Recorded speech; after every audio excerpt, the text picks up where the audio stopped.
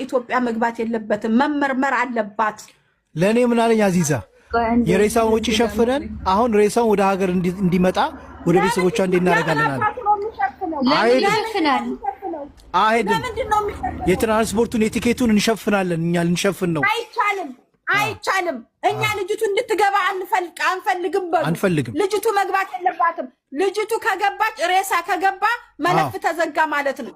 ስለዚህ ወጭ ሸፍኖ ሊያስገባ አይቻልም። ውጭ ጉዳይ ሚኒስቴር፣ የኢትዮጵያ መንግስት፣ ኢትዮጵያ ኤምባሲ ስሙን እባካችሁ ስሙን።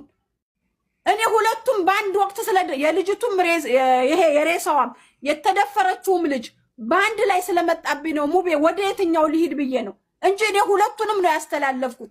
የዚች ልጅ ሬሳ መግባት የለበትም። አሊ የሚባለው ገዳይ ኢትዮጵያዊ ስለሆነች አይደለም የገደላት፣ በሴትነቷ ነው የገደላት።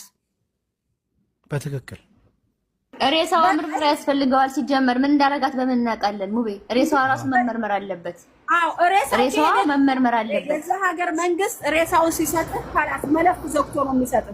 ስለዚህ መረከብም መውሰድም የለብህም። ይሄ ነገር ሳውዲ አረቢያ ውስጥ ትልቁ ችግር እነዚህ ናቸው። እዛ ሀገር ደግሞ አሉ ሬሳ የሚልኩ ሰዎች ለገንዘብ ብለው ገንዘባቸውን ስለሚያው ወደ ጉዳዩ እህቲማም የማይሰጡ ሰዎች አሉ። ሐራም አለይኩም ያ ሼክ ሐራም አለይኩም። አዙዬ ደማም ኮሚኒቲዎች አሉ። ኮሚኒቲዎች ራሱ ማወቅ አለባቸው ይሄን ነገር አውቀው ሬሳው እንዳይወጣ የሚደረግበት